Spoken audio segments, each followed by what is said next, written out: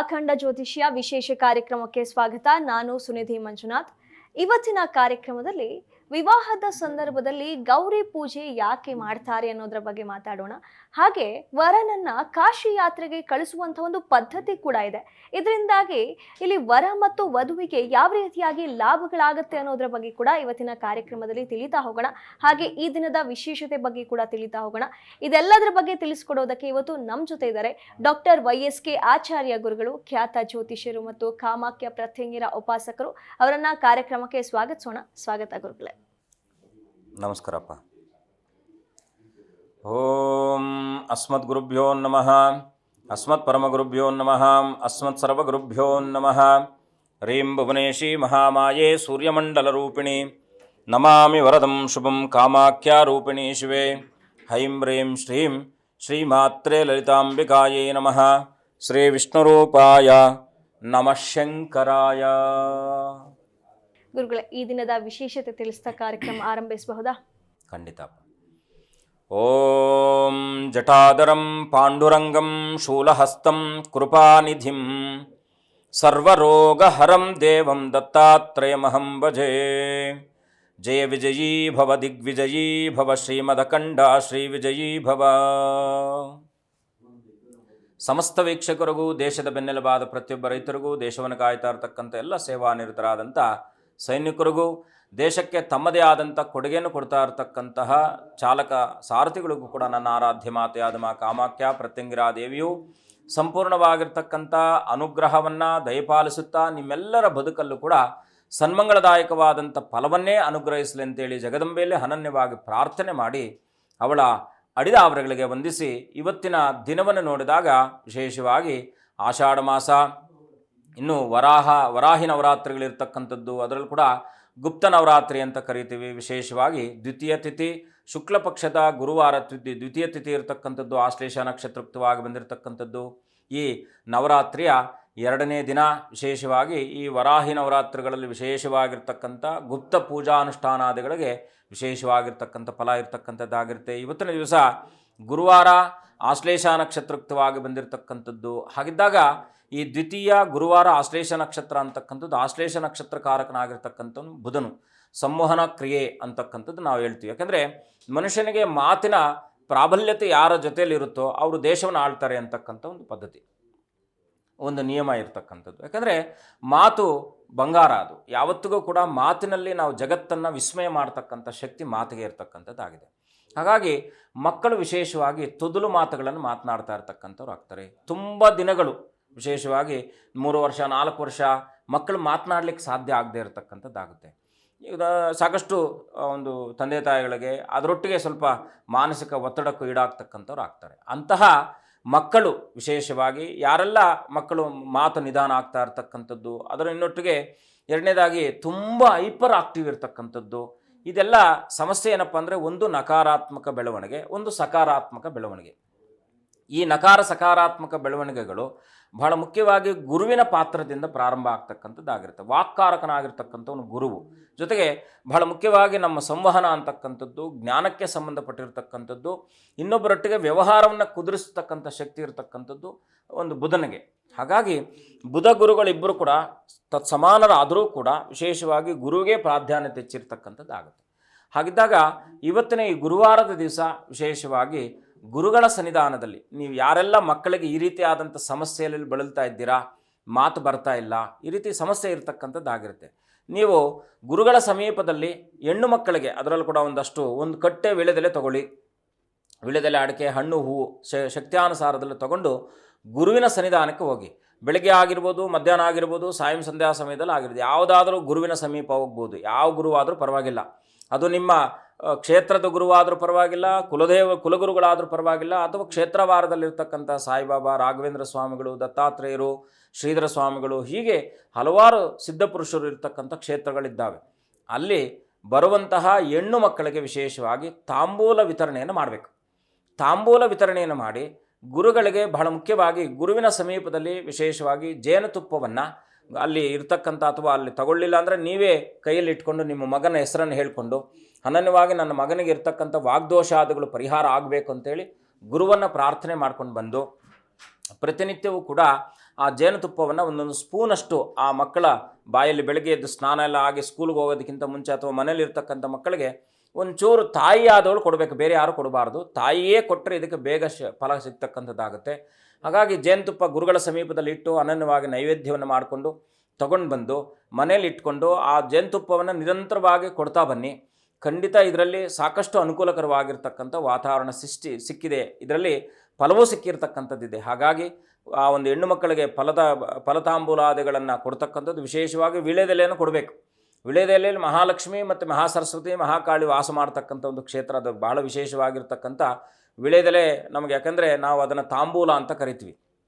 ಎಲ್ಲ ರೀತಿಯಲ್ಲೂ ಕೂಡ ವಿಶೇಷವಾಗಿ ಅದ ಒಂದು ಸಂದರ್ಭಗಳಲ್ಲಿ ಶುಭ ಸಂದರ್ಭಗಳಲ್ಲಿ ಅದನ್ನೇ ನಾವು ತಾಂಬೂಲವಾಗಿ ಕೊಡ್ತಕ್ಕಂಥವ್ರು ಆಗ್ತೀವಿ. ಹಾಗಾಗಿ ಆ ಒಂದು ವ್ಯಕ್ತಿಗೆ, ಯಾವ ವ್ಯಕ್ತಿಗೆ ಮಾತಿನ ದೋಷ ಇದೆಯೋ ಆ ಪರಿಹಾರ ಆಗುವ ಸಲುವಾಗಿ ಶುಭವಾರ್ತೆನ ಕೇಳ್ತಕ್ಕಂಥದ್ದು. ಹಾಗಾಗಿ ತಂದೆ ತಾಯಿಗಳ ಸಂತೋಷಕ್ಕೆ ಕಾರಣೀಭೂತವಾಗ್ತಕ್ಕಂಥ ಒಂದು ವ್ಯವಸ್ಥೆಯನ್ನು ಮಾಡಿಕೊಳ್ಳಿ, ಖಂಡಿತ ಲಾಭ ಆಗುತ್ತೆ.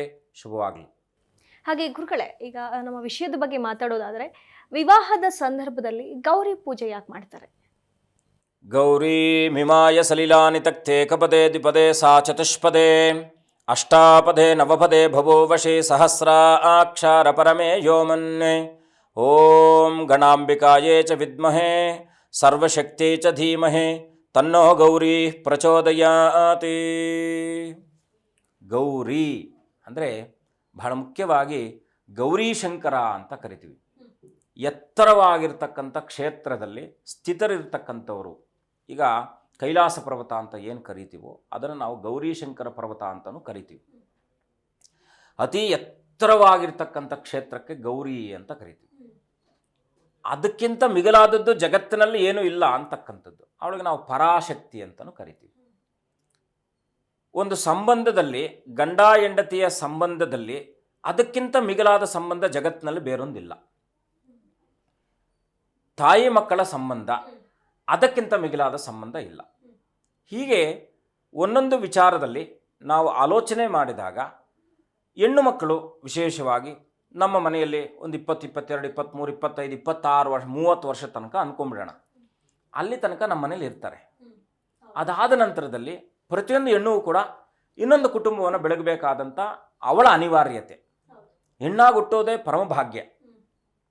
ಏಕೆಂದರೆ ಹೆಣ್ಣು ಒಂದು ದೇಶದ ಅಥವಾ ಒಂದು ಕುಟುಂಬದ ಕಣ್ಣು.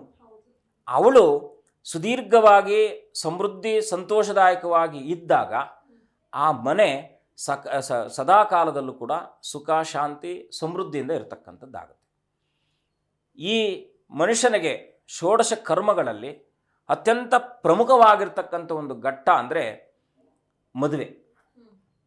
ಅಲ್ಲಿ ತನಕ ನಾವು ಜಾತಕರ್ಮಾದಿಗಳಿಂದ ನಾವು ಆಲೋಚನೆ ಮಾಡಿದಾಗ ನಾವು ನಾಮಕರಣ ಯಾರೊಬ್ಬರು ಮಾಡ್ತಾರೆ, ಅನ್ನಪ್ರಾಶನ ಯಾರೊಬ್ಬರು ಮಾಡ್ತಾರೆ, ಚೌಲ ಯಾರೊಬ್ಬರು ಮಾಡ್ತಾರೆ, ಉಪನಯನ ಯಾರೊಬ್ಬರು ಮಾಡ್ತಾರೆ, ವಿದ್ಯಾಭ್ಯಾಸ ಯಾರೊಂದನೋ ಕಲಿತೀವಿ. ಹೀಗೆ ಮನುಷ್ಯನಿಗೆ ಷೋಡಶ ಕರ್ಮಗಳಲ್ಲಿ ಪಂಚದಶ ಕರ್ಮಗಳು 15 ಕರ್ಮಗಳಲ್ಲಿ ಬಹಳ ಮುಖ್ಯವಾಗಿ 16ನೇ ಕರ್ಮವನ್ನು ನಮಗೆ ಅರಿವಿಲ್ಲದ ಹಾಗೆ ದೇಹಕ್ಕೆ ಸಂಸ್ಕಾರ ಮಾಡ್ತಕ್ಕಂಥದ್ದಕ್ಕೆ ಅಂತ್ಯೇಷ್ಟಿ ಅಂತ ಕರಿತೀವಿ.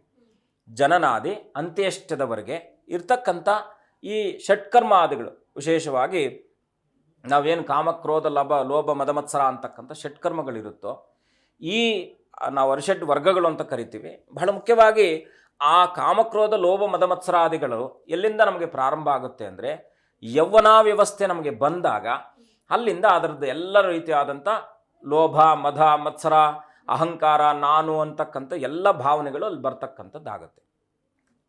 ಹೇಗೆ ಅಂದರೆ ಒಂದು ಹೆಣ್ಣು ಅತ್ಯಂತ ಸುಂದರವಾಗಿದ್ದರೆ ನಾನು ತುಂಬ ಚೆನ್ನಾಗಿದ್ದೀನಿ ಅಂತಕ್ಕಂಥ ಮನಸ್ಥಿತಿ ಅವಳಲ್ಲಿ ಬರುತ್ತೆ.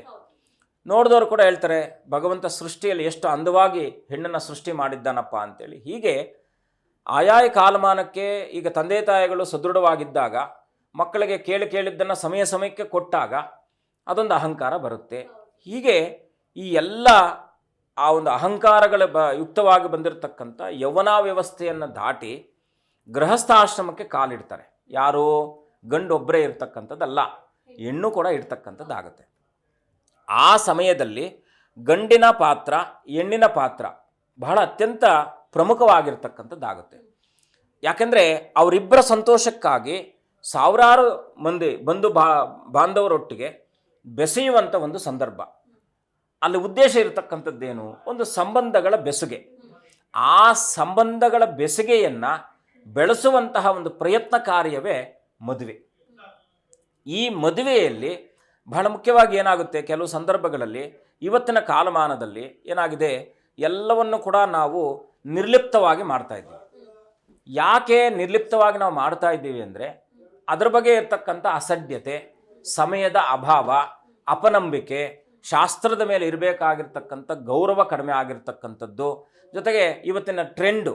ಯಾಕಂದರೆ ಅದನ್ನು ನಾವು ತಪ್ಪು ಅಂತ ಹೇಳಲಿಕ್ಕೆ ಸಾಧ್ಯ ಇಲ್ಲ. ಪ್ರೀ ವೆಡ್ಡಿಂಗ್ ಶೂಟು ಇದೆಲ್ಲ ಕೂಡ ಶಾಸ್ತ್ರ ವಿರುದ್ಧವಾದದ್ದೇ ಹೊರತು ಇದು ಯಾವುದೂ ಕೂಡ ನಮ್ಮ ಯಾಕೆ ಇವತ್ತಿನ ಕಾಲಮಾನದಲ್ಲಿ ಎಮೋಷನ್ಸ್ಗೆ, ಸಂಬಂಧಗಳಿಗೆ ಬೆಲೆ ಕಡಿಮೆ ಆಗ್ತಾ ಇದೆ ಅಂತ ಆದಾಗ, ನಾವು ತೆಗೆದುಕೊಳ್ತಾ ಇರತಕ್ಕಂಥ, ನಾವು ನಡೀತಾ ಇರತಕ್ಕಂಥ ದಾರಿ, ನಡೆದು ಹೋಗ್ತಾ ಇರತಕ್ಕಂಥ ದಾರಿ, ನಾವು ತೆಗೆದುಕೊಳ್ತಾ ಇರತಕ್ಕಂಥ ನಿರ್ಧಾರಗಳಿಂದ ತೊಂದರೆ ಆಗ್ತಾ ಇರತಕ್ಕಂಥದ್ದು. ಮಕ್ಕಳಿಗೆ ಸರ್ವೇ ಸಾಮಾನ್ಯವಾಗಿ 6ರಿಂದ 7 ವರ್ಷಗಳ ಒಳಗಡೆ ಸಂಬಂಧಗಳ ಹರಿವನ್ನು ಮಾಡಿಕೊಟ್ಟಾಗ ಯಾವುದೇ ಕಾರಣಕ್ಕೂ ಕೂಡ ಅವರು ಸಂಬಂಧಗಳನ್ನು ಬೆಳೆಸುವಂಥ, ಬೆಸೆಯುವಂಥ ಕೆಲಸವನ್ನು ಮಾಡ್ತಾರೆ. ಯಾವಾಗ ತಂದೆ ತಾಯಿಗಳಾದವರು ಅವ್ರದ್ದೇ ಆದಂಥ ಒಂದು ಬದುಕಿನಲ್ಲಿ ಬದುಕಲಿಕ್ಕೆ ಅಥವಾ ಒಬ್ಬರ ಮೇಲೆ ಒಬ್ಬರೇ ಅವರು ಜಗಳಗಳು ಅದು ಇದು ಅಂದ್ಕೊಂಡಿದ್ದಾಗ ಮಕ್ಕಳ ಮನಸ್ಥಿತಿಗಳು ಅತ್ಯಂತ ಶೋಚನೀಯ ಸ್ಥಿತಿಗೆ ತೆರಳತಕ್ಕಂಥದ್ದಾಗುತ್ತೆ. ಈ ಮುಖ್ಯವಾದ ಘಟ್ಟ ಮದುವೆಯಲ್ಲಿ ಗೌರಿ ಪೂಜೆಯನ್ನು ಯಾಕೆ ಮಾಡಬೇಕಪ್ಪ ಅಂದರೆ, ಗೌರಿ ಶಂಕರ ಅಂತಕ್ಕಂಥದ್ದು, ಗೌರಿ ಮಿಮಾಯ ಸಲಿಲಾರಿತ ತೇಕಪದೇ ದ್ವಿಪದೇ ಚತುಷ್ಪದೇ, ಅಂದರೆ ಅಮ್ಮನವರನ್ನು ಪದಿ ಅಂತ ಕರಿತೀವಿ. ಅಂದರೆ ನಡೆಯುವಂಥದ್ದನ್ನು ಅಮ್ಮ ಅಂತ ಕರಿತೀವಿ. ಯಾಕಂದರೆ ಮೊದಲನೇ ಹೆಜ್ಜೆಗೆ ಕಾರಣಕರ್ತಳಾಗ್ತಕ್ಕಂಥವಳು ಯಾರು? ಅಮ್ಮ. ಹಾಗಾಗಿ ಗೌರಿ ಅಂದರೆ ನಡಿಗೆ. ನಮ್ಮ ಜೀವನ ವಿವಾಹದ ನಂತರದಲ್ಲಿ ಆ ಪತಿಪತ್ನಿಯರಿಬ್ಬರ ನಡಿಗೆ ಸಂಸಾರದಲ್ಲಿ ಇರ್ತಕ್ಕಂಥದ್ದಾಗುತ್ತೆ. ಆ ನಡಿಗೆ ಅಂತಕ್ಕಂಥದ್ದು ತಾಯಿಯ ಸ್ವರೂಪವನ್ನು ಧಾರಣೆ ಮಾಡಿರ್ತಕ್ಕಂಥ ಗೌರಿಯನ್ನು ಆ ಹೆಣ್ಣು ಮಗಳು ಬಹಳ ಮುಖ್ಯವಾಗಿ ಅಲ್ಲಿ ತನಕ ತಂದೆ ತಾಯಿಗಳ ಋಣವನ್ನು ತೀರಿಸುವ ಸಲುವಾಗಿ ಒಂದು ಮಾತಾಪಿತರಿಗೆ ಕನ್ಯಾದಾನವನ್ನು ಮಾಡತಕ್ಕಂಥದ್ದು ಅತ್ಯಂತ ಪರಮ ಸೌಭಾಗ್ಯವಾಗಿರ್ತಕ್ಕಂಥ ಆ ಒಂದು ಸಮಯ. ಪೂರ್ವಜನ್ಮದಲ್ಲಿ ಅದೆಷ್ಟೋ ಜನ್ಮಾಂತರಗಳಲ್ಲಿ ಮಾಡಿರ್ತಕ್ಕಂಥ ಪುಣ್ಯತಮವಾದ ಫಲದಿಂದ ಮಾತ್ರನೇ ಒಂದು ಕನ್ಯಾದಾನ ಮಾಡುವಂಥ ಒಂದು ಯೋಗ್ಯತೆ ಅವ್ರಿಗೆ ಸಿಗ್ತಕ್ಕಂಥದ್ದಾಗುತ್ತೆ. ಹಾಗಾಗಿ ಅಂತಹ ಪರಮೋತ್ತಮವಾದಂಥ ಈ ಕನ್ಯಾದಾನದಲ್ಲಿ, ಮದುವೆಯಲ್ಲಿ ಬಹಳ ಮುಖ್ಯವಾಗಿ ನಾವು ಕನ್ಯಾದಾನ ಅಂದರೆ ದಾನ ಮಾಡ್ತಕ್ಕಂಥದ್ದಲ್ಲ, ಅದನ್ನು ನಾವು ತಪ್ಪಾಗಿ ಅರ್ಥ. ಯಾಕೆಂದರೆ ಇವತ್ತಿನ ಶಾಸ್ತ್ರದಲ್ಲಿರ್ತಕ್ಕಂಥ ಒಳಹರಿವು ಅಥವಾ ಒಳಗಡೆ ಇರ್ತಕ್ಕಂಥ ಸಾರಾಂಶವನ್ನು ನಾವು ಅದನ್ನು ಅಭ್ಯಾಸಿಸಿದಾಗ ಮಾತ್ರ ಅದರ ಬಗ್ಗೆ ನಮಗೆ ಲಕ್ಷ್ಯ ಬರ್ತಕ್ಕಂಥದ್ದಾಗುತ್ತೆ. ಹಾಗೆ ಗೌರಿ ಅಂತಕ್ಕಂಥದ್ದು ಅವಳು ಈ ಜಗತ್ತನ್ನು ನಾವು ಈಗ ಆಂಟಿಬಯೋಟಿಕ್ ಅಂತ ಏನು ಕರಿತೀವೋ, ಔಷಧಿಗಳಲ್ಲಿ ಆಂಟಿಬಯೋಟಿಕ್ಕನ್ನು ನಾವು ಬಳಕೆ ಮಾಡ್ತಕ್ಕಂಥದ್ದಾಗ್ತೀವಿ. ಯಾಕೆ ಮಾಡ್ತೀವಿ ಆಂಟಿಬಯೋಟಿಕ್ಕು? ಬಹಳ ಮುಖ್ಯವಾಗಿ ಆ ರೋಗಕ್ಕೆ ಸಂಬಂಧವಾದ ತೊಂದರೆಯನ್ನು ಕಡಿಮೆ ಮಾಡುವ ಸಲುವಾಗಿ ಅದಕ್ಕೆ ನಾವು ಆಂಟಿಬಯೋಟಿಕ್ ಅಂತ ಕರಿತೀವಿ. ಈ ಮದುವೆ ಅಂತಕ್ಕಂಥ ವಿಚಾರದಲ್ಲಿ ಮೊದಲನೇದಾಗಿ ಮಾಡ್ತಕ್ಕಂಥ ಶಾಸ್ತ್ರ ಏನಪ್ಪ ಅಂದರೆ, ಹೂವಿಳೆಯಿಂದ ಪ್ರಾರಂಭ ಆಗಿ ಮತ್ತು ನಾವು ಅರಿಶಿಣ ಶಾಸ್ತ್ರ ಅಂತ ಮಾಡ್ತೀವಿ. ಅರಿಶಿಣ ಶಾಸ್ತ್ರ ಮಾಡುವಂಥ ಹಿನ್ನೆಲೆ ಇನ್ನೊಂದು ಎಪಿಸೋಡಲ್ಲಿ ತಿಳ್ಕೊಳ್ಳೋಣ. ಬಹಳ ಗಂಭೀರವಾಗಿ ನಾವು ಆಲೋಚನೆ ಮಾಡಿದಾಗ ಗೌರಿಯ ಸ್ವರೂಪವನ್ನು ಅಮ್ಮನಿಗೆ, ಯಾಕೆಂದರೆ ಅವಳು 9 ತಿಂಗಳು ಹೊತ್ತು ಎತ್ತು ಬೆಳೆಸಿ ನಮಗೆಲ್ಲವನ್ನು ಕೂಡ ಮಾಡಿರ್ತಕ್ಕಂಥವಳು ಆಗ್ತಾಳೆ. ತಾಯಿಯಿಂದ ಆಶೀರ್ವಾದವನ್ನು ತಗೊಂಡು ತಾಯಿಯ ಪೂಜೆಯನ್ನು ಮಾಡಿ, ಗೌರಿ ಮತ್ತು ತಾಯಿ ಇಬ್ಬರ ಪೂಜೆಯನ್ನು ಮಾಡಿ ಸೌಭಾಗ್ಯವತಿಯಾಗಿ ಸುಮಂಗಲೀವತಿಯಾಗಿ ಬರುವ ಹಾಗೆ, ಬೆಳೆಯುವ ಹಾಗೆ, ಬೆಳಗುವ ಹಾಗೆ. ಯಾಕಂದರೆ ಒಂದು ಹೆಣ್ಣು ಮಗಳಿಗೆ ಆಶೀರ್ವಾದವನ್ನು ಮಾಡಬೇಕಾದ್ರೆ ಸುಮಂಗಲೀರ್ಯಂ ವಧೂರಿ ಮಾಗಂ ಸಮೇತ ಪಶ್ಯತಾಂ ಸೌಭಾಗ್ಯಮಸ್ಮೈ ತತ್ವಾಯಾಗಾಸ್ತನ ವಿಪರೀತನ ಅಂತ ಹೇಳುತ್ತೆ. ಅಂದರೆ ತತ್ವಕ್ಕೆ ಅನುಸಾರವಾಗಿ ಬರಬಹುದಾಗಿರ್ತಕ್ಕಂಥ ಒಂದು ಕೇಂದ್ರೀಕೃತವಾಗಿರ್ತಕ್ಕಂಥ ಬದುಕು ನಿನಗೆ ಸುಮಂಗಲದಾಯಕವಾಗಿರಲಿ ಅಂತಕ್ಕಂಥ ಆಶೀರ್ವಾದ. ಸುಮಂಗಲಿ ಭವ ಅಂತ ಕರಿತೀವಿ.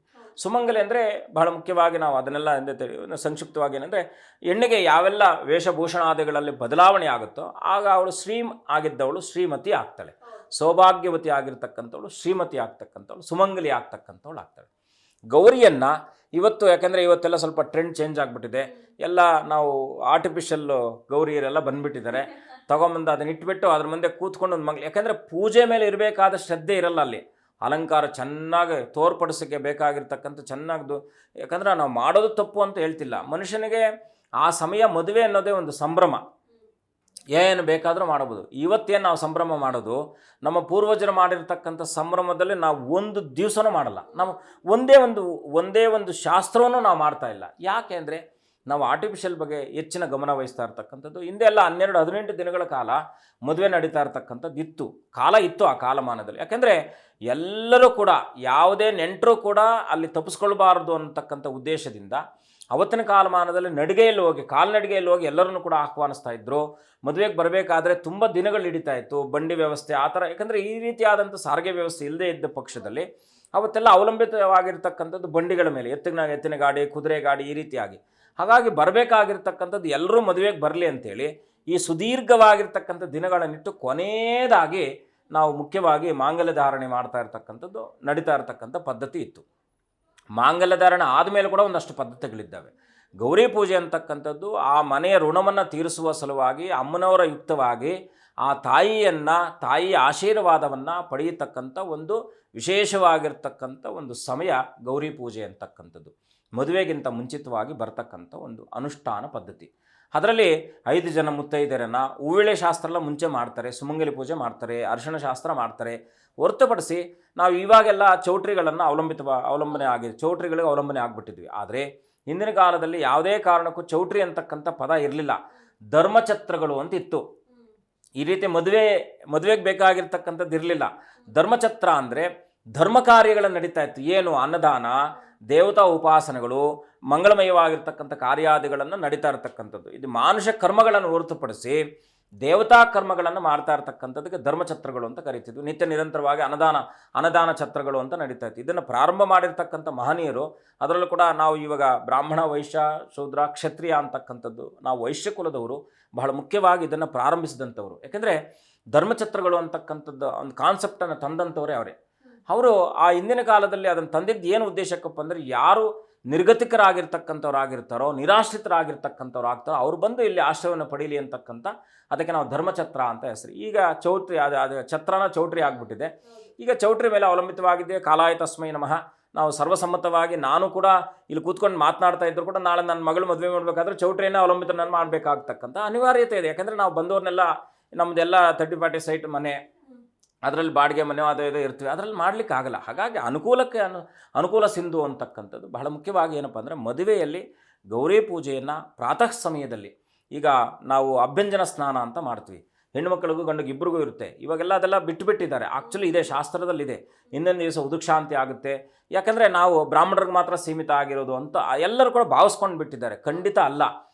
ಧರ್ಮ ಎಲ್ಲ ಹಿಂದೂ ಧರ್ಮದಲ್ಲಿರ್ತಕ್ಕಂಥ ಕಡೆಯ ವ್ಯಕ್ತಿಯೂ ಕೂಡ ಧರ್ಮದಲ್ಲಿರ್ತಕ್ಕಂಥ ಎಲ್ಲ ವಿಚಾರಗಳನ್ನು ಎಲ್ಲರೂ ಕೂಡ ವೇದೋಕ್ತವಾಗಿ ಮಾಡಬಹುದಾಗಿರ್ತಕ್ಕಂಥದ್ದು. ಪುರಾಣೋಕ್ತ, ಶಾಸ್ತ್ರೋಕ್ತವಾಗಿ ಅದರಲ್ಲೂ ಕೂಡ ಪುರಾಣೋಕ್ತವಾಗಿ ಮಾಡ್ತಕ್ಕಂಥದ್ದಲ್ಲ, ಶಾಸ್ತ್ರೋಕ್ತವಾಗಿ ಮಾಡ್ತಕ್ಕಂಥ ವಿಧಿವಿಧಾನಗಳಿರ್ತಕ್ಕಂಥದ್ದಿದೆ. ಇದು ಕರ್ಮಸಿಂಧು, ಧರ್ಮಸಿಂಧು ಅಂತಕ್ಕಂಥ ಗ್ರಂಥಗಳಲ್ಲಿ ವಿಶೇಷವಾಗಿ ಉಲ್ಲೇಖವಾಗಿರ್ತಕ್ಕಂಥದ್ದು. ಗ್ರಂಥಗಳು ಅನೇಕ ಆಧಾರಗಳಿರ್ತಕ್ಕಂಥದ್ದಿದೆ. ಆದರೆ ನಾವು ಗಮನಿಸಬೇಕಾಗಿರ್ತಕ್ಕಂಥದ್ದು, ವಿವಾಹದಲ್ಲಿ ಗೌರಿ ಪೂಜೆ ಅಂದರೆ ಗೌರಿ ಅಂತಕ್ಕಂಥವಳು, ನಾನು ಹಾಗೆ ಹೇಳಿದಾಗೆ ಎತ್ತರದಲ್ಲಿರ್ತಕ್ಕಂಥವಳು ಅಂತ, ನಡಿಗೆಯನ್ನು ಮಾಡ್ತಕ್ಕಂಥವಳು ಅಂತ. ಅಂದರೆ ಅವರಿಬ್ಬರ ಕುಟುಂಬದಲ್ಲಿ ಅವರಿಬ್ಬರ ಸಂಬಂಧ ಹೇಗಿರಬೇಕು? ಎತ್ತರವಾಗಿರಬೇಕು. ಅವರಿಬ್ಬರ ನಡಿಗೆ ಹೇಗಿರಬೇಕು? ಗೌರಿ ಆಗಿರಬೇಕು. ತಾಯಿಯಿಂದ ಆಶೀರ್ವಾದವನ್ನು ಪಡೆದುಕೊಂಡು, ತಾಯಿಯ ಮಾತುಗಳನ್ನು ಆಲಿಸಿಕೊಂಡು, ಯಾಕೆಂದರೆ ಅಲ್ಲಿಂದ ಅವಳ ಜೀವನ ಹೊಸ ಯುಗ ಪ್ರಾರಂಭ ಆಗುತ್ತೆ. ಆ ಹೆಣ್ಣುಮಗಳಿಗೆ ಆ ಕ್ಷಣದಿಂದ ಹೊಸ ಯುಗ ಪ್ರಾರಂಭ ಆಗುತ್ತೆ. ಅವಳು ಅಲ್ಲಿ ಬೆಳೆದು ಬಂದ ವಾತಾವರಣವನ್ನು ತ್ಯಜಿಸಿ ಹೊಸ ವಾತಾವರಣಕ್ಕೆ ಅವಳು ಹೊಂದಿಕೊಳ್ಬೇಕಾದಂಥ ಅನಿವಾರ್ಯತೆ ಇರತಕ್ಕಂಥದ್ದಾಗುತ್ತೆ. ಅಂಥ ಸಂದರ್ಭದಲ್ಲಿ ಬಹಳ ಮುಖ್ಯವಾಗಿ ಗೌರಿ ಪೂಜೆಯನ್ನು ಮಾಡಿ ಅಮ್ಮನವರ ತಂದೆ ತಾಯಿಗಳ ಋಣವನ್ನು ತೀರಿಸ್ತಕ್ಕಂಥದ್ದು. ತಂದೆ ತಾಯಿಗಳಿಗೆ ಪೂಜೆ ಮಾಡಿ ಬಹಳ ಮುಖ್ಯವಾಗಿ ಅಲ್ಲಿ ಅಮ್ಮನವರನ್ನು ಕೂರಿಸಿ, ಅಮ್ಮನವರನ್ನು ವಿಶೇಷವಾಗಿ ಲಲಿತಾ ಸಹಸ್ರನಾಮ, ಸ್ತೋತ್ರ, ಪಾರಾಯಣಾದಿಗಳನ್ನು ಮಾಡಿ, ಸಂಗೀತ ಕಚೇರಿಯನ್ನು ಮಾಡಿ, ಇದೆಲ್ಲ ಸುದೀರ್ಘವಾದಂಥ ಪಯಣ ಅದರೊಟ್ಟಿಗೆ ನಡೀತಾ ಇರ್ತಕ್ಕಂಥದ್ದು. ಈಗೆಲ್ಲ ಸ್ವಲ್ಪ ಮುಗಿದುಬಿಟ್ಟಿದೆ. ಹಾಗಾಗಿ ಗೌರಿ ಪೂಜೆ ಅಂತಕ್ಕಂಥದ್ದು ಬ್ರಾಹ್ಮಿ ಮುಹೂರ್ತದಲ್ಲಿ, ಅದರಲ್ಲೂ ಕೂಡ ಬಾಗಿನ ಕೊಡ್ತಕ್ಕಂಥ ಶಾಸ್ತ್ರ ಇದೆ. ಬಾಗಿನದಲ್ಲಿ ಈಗೆಲ್ಲ ಆರ್ಟಿಫಿಷಿಯಲ್ ತಂದು ಇಡ್ತೀವಿ.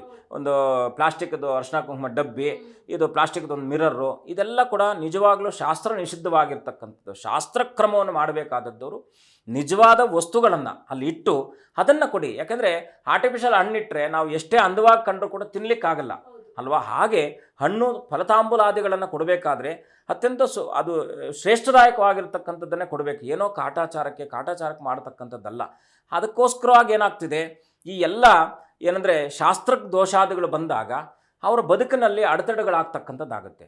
ನಾವು ಎಷ್ಟೋ ಸಂದರ್ಭಗಳಲ್ಲಿ ಮದುವೆ ಮಂಟಪದಿಂದ ಗಂಡ ಹೆಂಡತಿಯರು ಬೇರೆ ವಧುವರರು ಬೇರೆ ಆಗಿರ್ತಕ್ಕಂಥದ್ದನ್ನು ನೋಡಿದ್ದೀವಿ. ಆ ಕುಟುಂಬಗಳಲ್ಲಿ ವೈಮನಸ್ಸುಗಳು ಬಂದಿರತಕ್ಕಂಥದ್ದು ನೋಡಿದ್ವಿ. 2-3 ತಿಂಗಳಲ್ಲಿ ನೋಡಿದ್ವಿ, 2-3 ವರ್ಷಗಳಲ್ಲಿ ನೋಡಿದ್ವಿ, 25 ವರ್ಷ ಆದಮೇಲೆ ನೋಡಿದ್ವಿ. ಇದಕ್ಕೆಲ್ಲ ಯಾಕೆ ಅಂದರೆ ಬಹಳ ಮುಖ್ಯವಾಗಿ ಬೇಕಾಗಿರ್ತಕ್ಕಂಥ ಸಂಸ್ಕಾರಯುಕ್ತವಾದಂಥ ಮನಸ್ಥಿತಿಯನ್ನು ಬೆಳೆಸ್ಕೊಳ್ಳದೇ ಇದ್ದಾಗ ಈ ರೀತಿಯಾದಂಥ ಸಮಸ್ಯೆಗಳು ಪೀಡಿಸ್ತಕ್ಕಂಥದ್ದಾಗುತ್ತೆ. ಗುರುಗಳೇ, ಹಾಗೆ ಈಗ ವಿವಾಹದ ಸಂದರ್ಭದಲ್ಲಿ ವರನನ್ನ ಕಾಶಿ ಯಾತ್ರೆಗೆ ಕಳಿಸ್ತಾರೆ. ಇದರಿಂದ ವರ ಮತ್ತು ವಧು ಇಬ್ಬರಿಗೂ ಆಗುವಂಥ ಲಾಭಗಳೇನು ಗುರುಗಳೇ? ನಾವು ಇಲ್ಲಿ ತನಕ ವಧುವಿನ ಬಗ್ಗೆ ತಿಳ್ಕೊಂಡ್ವಿ, ಈಗ ವರನ ಬಗ್ಗೆ ತಿಳ್ಕೊಳ್ಳೋಣ. ನಾವು ವಧುವರರನ್ನು ಸಾಕ್ಷಾತ್ ಲಕ್ಷ್ಮೀನಾರಾಯಣ ಅಂತ ಕರಿತೀವಿ. ಅಲ್ಲಿ ಕನ್ಯಾದಾನದಲ್ಲಿ ಅದು ಇನ್ನೊಂದು ಎಪಿಸೋಡಲ್ಲಿ ಮಾತನಾಡೋಣ. ಅಂದರೆ ಬಹಳ ಮುಖ್ಯವಾಗಿ ಏನಪ್ಪ ಅಂದರೆ, ವರನೂ ಕೂಡ ಇವತ್ತಿನ ಹಾಗೆ ನಮ್ಮ ಯಾವುದೇ ಒಂದು ಗಂಡು ಮಗು ಆದಾಗ 8 ವರ್ಷಗಳಿಗೆ ಅವನನ್ನು ತಗೊಂಡೋಗಿ ಗುರುಕುಲ ಪದ್ಧತಿಯಲ್ಲಿ ಆಗ್ತಿದ್ರು. ಕೇವಲ ಜನಿವಾರ ಬ್ರಾಹ್ಮಣರಿಗೆ ಮಾತ್ರ ಇಲ್ಲ, ವೈಶ್ಯರಿಗಿದೆ, ಕ್ಷತ್ರಿಯರಿಗಿದೆ, ಸಾಕಷ್ಟು ವರ್ಗದವರಿಗೆ ಇದೆ. ಜನಿವಾರ ಅಂತಕ್ಕಂಥದ್ದು ಯಾಕೆ ಯಜ್ಞೋಪವೀತ ಅಂತ ನಾವು ಏನು ಕರಿತೀವೋ, ಯಜ್ಞೋಪವೀತಂ ಪರಮಂ ಪವಿತ್ರಂ ಪ್ರಜಾಪತೇರ್ಯತ್ ಸಹಜಂ ಪುರಸ್ತಾತ್ ಆಯುಷ್ಯಮಗ್ರಿಯಂ ಪ್ರತಿಮುಂಚ ಶುಭ್ರಂ ಯಜ್ಞೋಪವೀತಂ ಬಲಮಸ್ತು ತೇಜಃ ಅಂತ ಹೇಳುತ್ತೆ. ತೇಜಸ್ಸಿನ ವೃದ್ಧಿಗೋಸ್ಕರವಾಗಿ ಗಾಯತ್ರಿ ಅನುಷ್ಠಾನವನ್ನು ಮಾಡುವ ಸಲುವಾಗಿ ಅವನು ಯಜ್ಞ ಯಾಗಾದಿಗಳನ್ನು, ನಿತ್ಯ ಅಗ್ನಿಹೋತ್ರಾದಿಗಳನ್ನು ಮಾಡುವ ಸಲುವಾಗಿ ಗುರುಕುಲ ಪದ್ಧತಿಯಲ್ಲಿ ಪ್ರತಿಯೊಬ್ಬರಿಗೂ ಇರತಕ್ಕಂಥ ಒಂದು ವ್ಯವಸ್ಥೆ ಇತ್ತು. ಈಗಲೂ ಕೂಡ ಕೇವಲ ಮದುವೆಯಲ್ಲಿ ಮಾತ್ರ ಯಜ್ಞೋಪವೀತ ಅಂದರೆ ಜನಿವಾರವನ್ನು ಹಾಕಿ ಮದುವೆ ಆದ ನಂತರದಲ್ಲಿ ಬಿಚ್ಚಿಡುವಂಥ ಅನೇಕ ಪರಂಪರೆಗಳಲ್ಲಿದೆ. ಆದರೆ ಈ ಕಾಶಿ ಯಾತ್ರೆ ಅಂತಕ್ಕಂಥದ್ದು ಬಹಳ ಮುಖ್ಯವಾಗಿ ಗುರುಕುಲ ಪದ್ಧತಿಯಲ್ಲಿ ಯಾವುದೇ ರಾಜಮಹಾರಾಜರಿಂದ ಆದಿಯಾಗಿಯೂ ಕೂಡ ಅವರೊಂದು ಗುರುಕುಲ ಪದ್ಧತಿ ಇರ್ತಿತ್ತು. ಅಲ್ಲಿರ್ತಕ್ಕಂಥ ಗುರುಗಳ ಸಮೀಪದಲ್ಲಿ 64 ವಿದ್ಯೆಗಳನ್ನು ಕಲಿಸುವ ಸಲುವಾಗಿ ಎಲ್ಲ ರೀತಿಯಲ್ಲೂ ಕೂಡ ಆ ಮಕ್ಕಳಿಗೆ ಎಲ್ಲ ಗಾಂಧಾರ ವಿದ್ಯೆಯಿಂದಾಗಿ ಈಗ ನಮ್ಮ ಕನ್ನೇರಿ ಸ್ವಾಮಿಗಳು ಈ ಕೆಲಸವನ್ನು ಮಾಡ್ತಾ ಇದ್ದಾರೆ. ಖಂಡಿತವಾಗಿಯೂ ಅವರಿಗೆ ದೇವರು ಆಯುರಾರೋಗ್ಯಾದಿಗಳನ್ನು ಕೊಡಲಿ, ಇನ್ನಷ್ಟು ಧರ್ಮಪ್ರದವಾದಂಥ ಕಾರ್ಯಗಳನ್ನು ಅವರು ಮಾಡಲಿ ಅಂತೇಳಿ ನಾನು ಈ ಮುಖಾಂತರ ಅವರ ಚರಣಗಳಿಗೆ ನಾನು ವಂದಿಸ್ತೇನೆ. ಆದರೆ ಆ ರೀತಿಯಾದಂಥ ವ್ಯವಸ್ಥೆ ಇರತಕ್ಕಂಥದ್ದು ಅವತ್ತಿನ ಕಾಲಮಾನದಲ್ಲಿ. ಹಾಗಾಗಿ ಆ ಗಂಡು ವಿದ್ಯಾಭ್ಯಾಸವನ್ನು ಮುಗಿಸಿ ಯೌವನ ವ್ಯವಸ್ಥೆಯನ್ನು ಅವನು ದಾಟಿ ಅವನಿನ್ನೇನು ಬಾಲ್ಯ ವ್ಯವಸ್ಥೆಯನ್ನು ದಾಟಿ ಯೌವನ ವ್ಯವಸ್ಥೆಗೆ ಬಂದಾಗ ಅವನು ಮನೆಗೆ ಬರ್ತಾನೆ. ಮನೆಗೆ ಬಂದಾದ ನಂತರದಲ್ಲಿ ಅವನಿಗೆ ಸಂಸ್ಕಾರದಲ್ಲಿ ಅಂದರೆ ಮನುಷ್ಯನ ಷೋಡಶ ಸಂಸ್ಕಾರಗಳಲ್ಲಿ ಮದುವೆ ಅಂತಕ್ಕಂಥದ್ದು ಒಂದು ಮಂಟಪ. ಆ ಮಂಟಪದಲ್ಲಿ ವಿದ್ಯಾಭ್ಯಾಸವನ್ನು ಮುಗಿಸಿ ಅವತ್ತಿನ ಕಾಲಮಾನದಲ್ಲಿ ಏನಿತ್ತಪ್ಪ ಅಂದರೆ ಸನ್ಯಾಸತ್ವವನ್ನು ಸ್ವೀಕಾರ ಮಾಡ್ತಿದ್ರು ಸಾಕಷ್ಟು ಮಂದಿ. ಇವತ್ತಿನ ಹಾಗೆ ನಾವು ಇವತ್ತಿನ ಕಾಲವನ್ನು ನೋಡಿದಾಗ ಹೆಣ್ಣು ಮಕ್ಕಳು ವಿರಳ ಆಗಿದ್ದಾರೆ, ಗಂಡು ಮಕ್ಕಳು ಜಾಸ್ತಿ ಆಗಿಬಿಟ್ಟಿದ್ದಾರೆ. ಆವತ್ತಿನ ಕಾಲದಲ್ಲಿ ಹೆಣ್ಮಕ್ಳು ಹೆಚ್ಚಿರ್ತಿದ್ರು, ಗಂಡು ಮಕ್ಕಳು ಕಡಿಮೆ ಇರ್ತಿದ್ರು. ಯಾಕೆ ಅಂದರೆ ಸಾಕಷ್ಟು ಮಂದಿ ಸನ್ಯಾಸತ್ವದ ದೀಕ್ಷೆಯಲ್ಲಿ ಇರ್ತಿದ್ರು ಸಾಕಷ್ಟು. ಈಗ ನಾವು ರಾಮಕೃಷ್ಣ ಪರಮಹಂಸರನ್ನು ಲೆಕ್ಕಕ್ಕೆ ತೆಗೆದುಕೊಂಡಾಗ ಅವ್ರ ಹತ್ರ ಎಷ್ಟೋ ಸಾವಿರಾರು ಗಂಡು ಮಕ್ಕಳು ಹೆಣ್ಣುಮಕ್ಕಳು ಕೂಡ ಸನ್ಯಾಸ ದೀಕ್ಷೆಯನ್ನು ತೊಗೊಂಡಿರೋದಿದೆ. ಶಾರದಾ ಮಾತೆ ಹತ್ರ ಕೂಡ ಇರತಕ್ಕಂಥದ್ದು. ಅದರಲ್ಲೂ ಕೂಡ ನಾವು ವಿವೇಕಾನಂದರನ್ನು, ಆ ರೀತಿಯಾದ ಮಹಾತ್ಮರನ್ನು ನಾವು ಎಷ್ಟೋ ಗಮನಿಸಿದ್ವಿ. ಎಲ್ಲರೂ ಕೂಡ ಸನ್ಯಾಸ ದೀಕ್ಷೆಯಲ್ಲಿ ಇದ್ದಂಥವರೇ. ಇವರು ಕಾಶಿ ಯಾತ್ರೆ ಯಾಕೆ ಕಾಶಿ ಅಂತಕ್ಕಂಥದ್ದು ನಮ್ಮ ಪುರಾಣ ಪ್ರಸಿದ್ಧಿಯಾಗಿರ್ತಕ್ಕಂಥ ಈ ಭೂಮಂಡಲದ ಉಗಮಸ್ಥಾನ. ಅದು ಕಾಶಿ ಅಂತಕ್ಕಂಥದ್ದು ಉಗಮಸ್ಥಾನ. ನಾವು ಮುಂಚೆ ಎಲ್ಲ ಇವತ್ತೆಲ್ಲ ನಮಗೆಲ್ಲ ಪ್ರಾಂತ್ಯವಾರಗಳು ಜಯನಗರ, ಕೋರಮಂಗಲ ಹೀಗೆಲ್ಲ ಬೆಳೆದಿರಲಿಲ್ಲ. ಆಗ ಇದ್ದಿದ್ದು ಒಂದೇ ಕ್ಷೇತ್ರ, ಅದು ಶಿವನ ಕ್ಷೇತ್ರ. ವಿಶೇಷವಾಗಿ ಗಂಗಾ ನದಿಯ ತಟ ಇರತಕ್ಕಂಥದ್ದು, ಪಾರ್ವತಿ ಪರಮೇಶ್ವರರು, ವಿಶಾಲಾಕ್ಷಿ, ಅನ್ನಪೂರ್ಣೇಶ್ವರಿ ಇಬ್ಬರು ಇರ್ತಕ್ಕಂಥ ಕ್ಷೇತ್ರ. ನೋಡಿ, ಇನ್ನೊಂದು ಏನಪ್ಪ ಅಂದರೆ ಅಮ್ಮನವರು ವಿಶೇಷವಾಗಿ ಗಂಡಿಗೆ 2 ಹೆಂಡತಿಯರ ಸಂಬಂಧ ಇರುತ್ತೆ. ಒಂದು ಆಂತರಾತ್ಮಕವಾಗಿರ್ತಕ್ಕಂಥ ಹೆಣ್ಣಿನ ಅಂತರ್ಮುಖವಾಗಿರ್ತಕ್ಕಂಥ ಒಂದು ಸಂಬಂಧ, ಅದು ಗೌಪ್ಯ ಸಂಬಂಧ. ಅದಕ್ಕೆ ನಾವು ಅನ್ನಪೂರ್ಣ ಅಂತ ಕರಿತೀವಿ. ಅದಕ್ಕೆ ನಾವು ಅನ್ನಪೂರ್ಣೆ ಸದಾಪೂರ್ಣೆ ಶಂಕರ ಪ್ರಾಣವಲ್ಲಭೆ ಜ್ಞಾನ ವೈರಾಗ್ಯ ಸಿದ್ಧಾರ್ಥಂ ಭಿಕ್ಷಾನ್ ದೇಹಿ ಚ ಪಾರ್ವತಿ ಅಂತ ಪಾರ್ವತಿಯನ್ನು ಪ್ರಾರ್ಥನೆ ಮಾಡ್ತೀವಿ. ಅಂದರೆ ಆ ಶಿವ ಮತ್ತು ಶಕ್ತಿಯ ತತ್ವದಲ್ಲಿರ್ತಕ್ಕಂಥ ಮೂಲ ಸತ್ವದ ಅನುಸಂಧಾನವೇನಿದೆಯೋ ಆ ಸಂಧಾನಕ್ಕೆ ನಾವು ಅನ್ನಪೂರ್ಣ ಅಂತ ಕರಿತೀವಿ, ಬಾಂಡಿಂಗ್. ಅದಾದ ನಂತರದಲ್ಲಿ ವಿಶಾಲಾಕ್ಷಿ ಅಂತಕ್ಕಂಥ ಒಂದು ಸ್ವರೂಪಯುಕ್ತಳಾಗಿ ಬಂದಿರತಕ್ಕಂಥವಳು, ಅಂದರೆ ಆ ಒಂದು ಆಕಾರ ಆಕಾರ ಇರ್ತಕ್ಕಂಥವಳು ವಿಶಾಲಾಕ್ಷಿ. ಹಾಗಾಗಿ ವಿಶಾಲಾಕ್ಷಿ ಮತ್ತು ಕಾಶಿ ಕ್ಷೇತ್ರ ಪುರಾತನ ಕ್ಷೇತ್ರವಾದದ್ದರಿಂದ ಸನ್ಯಾಸತ್ವವನ್ನು ಸ್ವೀಕಾರವನ್ನು ಮಾಡೋನು ಏನು ಮಾಡ್ತಿದ್ದ, ಇಲ್ಲೆಲ್ಲೂ ಇರಲಿಕ್ಕೆ ಅವನ ಕೈಲಿ ಆಗ್ತಿರ್ಲಿಲ್ಲ. ನೇರವಾಗಿ ನಡಿಗೆಯಲ್ಲೋ ವ್ಯವಸ್ಥೆ ಮಾಡಿಕೊಂಡು ಕಾಶಿ ಹೊರಟೋಗ್ತಿದ್ದ. ಅಲ್ಲಿ ಇರ್ತಕ್ಕಂಥವ್ರೆಲ್ಲರೂ ಕೂಡ ದಿನನಿತ್ಯವೂ ಕೂಡ ಯಜ್ಞ ಯಾಗಾದಿಗಳನ್ನು ವೇದಘೋಷಾದಿಗಳನ್ನು ಮಾಡಿಕೊಂಡು ನಿತ್ಯ ನಿರಂತರವಾಗಿ ಗುರುಮುಖೇನ ಅವರು ಸಾಧನೆಗಳನ್ನು ಮಾಡ್ಕೊಂಡಿರ್ತಕ್ಕಂಥದ್ದಿತ್ತು. ಹಾಗಾಗಿ ಕಾಶಿ ಯಾತ್ರೆ ಅಂತಕ್ಕಂಥದ್ದು ವರ ವಿದ್ಯಾಭ್ಯಾಸವನ್ನು ಮುಗಿಸಿ ಕಾಶಿಗೆ ಹೋಗ್ತಾ ಇರ್ತಕ್ಕಂಥವ್ನು ಆಗ್ತಾನೆ. ಹೋಗುವ ಮಾರ್ಗ ಮಧ್ಯದಲ್ಲಿ ಇದು ವಧುವಿನ ಮಾತಾಪಿತರು ತಂದೆ ತಾಯಿಗಳು ಯಾರಿರ್ತಾರೋ ಅವಾಗ ಅನುರೂಪನಾದಂಥ ವರನನ್ನು ನೋಡ್ತಾರೆ. ನೋಡಿಬಿಟ್ಟು, ಅಪ್ಪ ನಮ್ಮ ಮನೇಲಿ ಒಂದು ಮಗು ಇದೆ, ನೀನು ಕಾಶಿ ಯಾತ್ರೆಗೆ ಹೀಗೆ ಹೋಗಬೇಡ, ಇನ್ನೂ ನಿನಗೆ ಯವನ ವ್ಯವಸ್ಥೆ ಎಲ್ಲ ಕಳೆದು ಕೌಮಾರ ವ್ಯವಸ್ಥೆ ಕಳೆದು ವಾನಪ್ರಸ್ಥ ಆಶ್ರಮಕ್ಕೆ ಹೋಗಬೇಕಾದ್ರೆ ನೀನು ಬೇಕಾದರೆ ಎಲ್ಲ ಕ್ಷೇತ್ರಗಳಿಗೆ ಹೋಗು, ನೀನು ಹೋಗಬೇಕಾದ್ರೆ ಒಬ್ಬನೇ ಹೋಗಬೇಡ, ನೀನು ಹಂಗೆ ಒಂದು ವೇಳೆ ಹೋಗಬೇಕಾದ್ರೂ ಕೂಡ ನಿನಗೊಂದು ತೋಡು ಕೊಡ್ತೀವಿ, ಅಂದರೆ ಒಂದು ಜೊತೆಯನ್ನು ಕೊಡ್ತೀವಿ, ಒಂದು ಜೋಡಿಯನ್ನು ಕೊಡ್ತೀವಿ, ಅದನ್ನು ಕರ್ಕೊಂಡು ಹೋಗು ಅಂತೇಳಿ ಹೇಳ್ತಕ್ಕಂಥ ಒಂದು ವ್ಯವಸ್ಥೆ. ಅದಕ್ಕೋಸ್ಕರವಾಗಿ ಕಾಶಿ ಯಾತ್ರೆ ಹೋಗಿ ಅಲ್ಲಿಂದ ವರನನ್ನು ಕರ್ಕೊಂಡು ಬಂದು ವರನನ್ನು ನಾರಾಯಣನ ಸ್ವರೂಪವಾಗಿ ಭಾವಿಸಿ ಅವನ ಪಾದಪೂಜೆಯನ್ನು ಮಾಡಿ ಕರ್ಕೊಂಡು ಮದುವೆ ಮಂಟಪಕ್ಕೆ ಕರ್ಕೊಂಬರ್ತಕ್ಕಂಥ ಒಂದು ಪದ್ಧತಿ ಇರ್ತಕ್ಕಂಥದ್ದಿದೆ. ಹಾಗಾಗಿ ಒಂದು ಸುಮುಹೂರ್ತ ಅಂತ ಕರಿತೀವಿ. ಸುಲಗ್ನ ಸಾವಧಾನ, ಶುಭ ಮುಹೂರ್ತೋ ಸಾವಧಾನ, ಶ್ರೀಲಕ್ಷ್ಮೀನಾರಾಯಣ ಧ್ಯಾನ ಸಾವಧಾನ. ಅಂದರೆ ಮದುವೆ ಅಂತಕ್ಕಂಥದ್ದು ಸಾವಧಾನ ಅಂದರೆ ಸನ್ಮಂಗಳಕರವಾಗಲಿ ಅಂತಕ್ಕಂಥ ಒಂದು ಪದ. ಸಾವಧಾನ ಅಂದರೆ ನಾವು ಸಾವಧಾನ ಅಂತೀವಿ, ಅದು ಲೋಕಾರೂಢಿಯಾಗಿರ್ತಕ್ಕಂಥದ್ದು. ಸಾವಧಾನ ಅಂದರೆ ಸನ್ಮಂಗಳಕರವಾಗಿರಲಿ ಅಂತಕ್ಕಂಥ ಒಂದು ವಾಕ್ಯ. ಹಾಗಾಗಿ ಅವ್ರನ್ನ ಕರ್ಕೊಂಡು ಬಂದು ಮದುವೆ ಮಂಟಪ ತನಕ ಅತ್ತೆ ಮಾವಂದಿರು ಕೈ ಹಿಡ್ಕೊಂಡು ಕರ್ಕೊಂಡು ಬರ್ತಾರೆ. ಫಲವನ್ನು ಕೊಟ್ಟು ನೀವು ಬನ್ನಿ, ಯಾಕೆಂದರೆ ಅವರೇ ಅಲ್ಲ ಆಹ್ವಾನಿಸಿರೋದು. ಅಲ್ಲಿ ತನಕ ಹುಡುಗಿ ನೋಡಿರಲ್ಲ ಅವರು, ಯಾವುದೂ ಪದ್ಧತಿ ಇರಲಿಲ್ಲ. ಇವಾಗಂತರ ಮುಂಚೆ ಮಾಡಿ ಪ್ರೀ ವೆಡ್ಡಿಂಗ್ ಎಲ್ಲ ಮಾಡಿಕೊಂಡು 5 ತಿಂಗಳಿದ್ದು ಇದೆಲ್ಲ ಇರಲಿಲ್ಲ ಪದ್ಧತಿ. ಇರಲಿ, ಕಾಲಾಯ ತಸ್ಮೈ ನಮಃ, ನಾವು ಅದಕ್ಕೆ ಏನೂ ಮಾಡಲಿಕ್ಕಾಗಲ್ಲ. ನಡೆದು ಬಂದ ದಾರಿಯಲ್ಲಿ ನಾವು ನಡೀತಾ ಇರಬೇಕಷ್ಟೇ. ಹಾಗಾಗಿ ಆ ಜಗದ ನಿಯಮದಲ್ಲೇ ನಾವೆಲ್ಲರೂ ಕೂಡ ನಿಯಮಾಧೀನಗಳೇ ಆಗಿರಬೇಕಾಗಿರ್ತಕ್ಕಂಥದ್ದು. ಹಾಗಾಗಿ ಮದುವೆ ಮಂಟಪಕ್ಕೆ ಕರ್ಕೊಂಡು ಬರ್ತಾರೆ. ಕರ್ಕೊಂಡು ಬಂದಾದ ನಂತರದಲ್ಲಿ ಅಲ್ಲಿ ಇವತ್ತಿನ ಅಂದರೆ ಪ್ರಾಂತ್ಯವಾರದಲ್ಲಿ ಒಂದೊಂದು ಪದ್ಧತಿಗಳಿರ್ತಕ್ಕಂಥದ್ದು ಇರುತ್ತೆ. ಕೆಲವರು ಕಂಬದ ಪೂಜೆಯನ್ನು ಮಾಡ್ತಾರೆ. ಈ ಅನೇಕ ರೀತಿಯಲ್ಲಿ ಪದ್ಧತಿ ಪ್ರಾಂತ್ಯವಾರಗಳಲ್ಲಿ ಅದಕ್ಕೆ ಪದ್ಧತಿಗಳಿಗೆ ಏನಪ್ಪ ಅಂದರೆ ಯಾವುದೇ ಆಧಾರ ಇರಲ್ಲ. ಶಾಸ್ತ್ರಕ್ಕೆ ಆಧಾರ ಇದೆ, ಪದ್ಧತಿಗಳಿಗೆ ಆಧಾರ ಇಲ್ಲ. ಪದ್ಧತಿಗಳು ಏನು ಬೇಕಾದರೂ ಬದಲಾಗ್ಬೋದು, ಶಾಸ್ತ್ರ ಬದಲಾಗಲ್ಲ. ಹಾಗಾಗಿ ಶಾಸ್ತ್ರಕ್ರಮವಾಗಿ ಬಂದಾಗ ಅವರೆಲ್ಲ ಇವರು ಏನು ಹೆಣ್ಣಿನ ಕಡೆಯವರು ಎಲ್ಲ ನಿಂತ್ಕೊಳ್ತಾರೆ. ಬಂಧುಗಳೆಲ್ಲ ನಿಂತ್ಕೊಂಡು ವರನನ್ನು ಆಹ್ವಾನಿಸ್ತಾರೆ. ವರ ಬಂದಾಗ ಅಲ್ಲೊಂದು ಸಂಭ್ರಮ ನಡೆಯುತ್ತೆ. ಆ ಸಂಭ್ರಮದ ನಂತರದಲ್ಲಿ ಅಲ್ಲಿ ಲಕ್ಷ್ಮೀನಾರಾಯಣರಾಗಿ ನಾವು ಅಲ್ಲಿ ವಿಶೇಷವಾಗಿ ಒಂದಷ್ಟು ಸಮನ್ಮಾಲೆ ಅಂತ ನಾವು ಮಾಡ್ತೀವಿ. ಸಮನ್ಮಾಲೆ ಅಂದರೆ ವಧುವರರಿಬ್ಬರಿಗೂ ಕೂಡ ಮಾಲಾರೋಹಣ ಬದಲಾವಣೆ ಮಾಡ್ತಕ್ಕಂಥದ್ದಕ್ಕೆ ಸಮನ್ಮಾಲೆ ಅಂತ ಕರಿತೀವಿ. ಆ ಸಮನ್ಮಾಲೆ ಮಾಡಿ ಅಲ್ಲಿಂದ ಅವರಿಬ್ಬರನ್ನು ಕೂಡ ಮದುವೆ ಮಂಟಪಕ್ಕೆ ಕರ್ಕೊಂಡು ಬರ್ತಕ್ಕಂಥದ್ದು.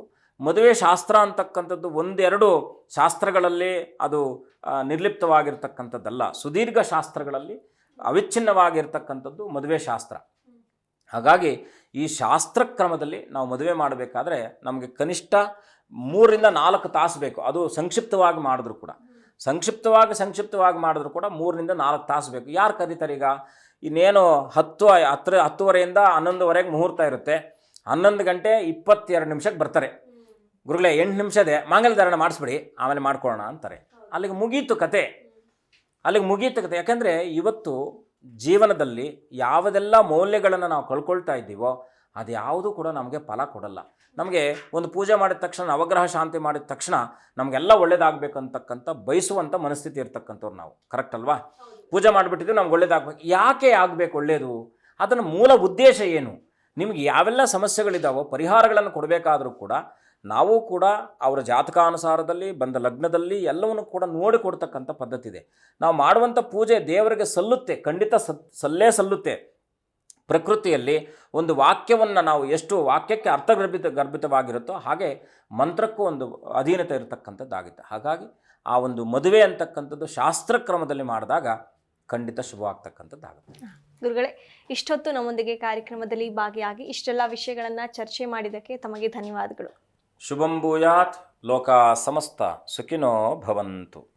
ನೋಡಿದ್ರಲ್ಲ ವೀಕ್ಷಕರೇ, ಇದಾಗಿತ್ತು ಇವತ್ತಿನ ವಿಶೇಷ. ನೋಡ್ತಾ ಇರಿ ಜಿ ಕನ್ನಡ ನ್ಯೂಸ್, ಸತ್ಯವೇ ಸುದ್ದಿಯ ಜೀವಾಳ.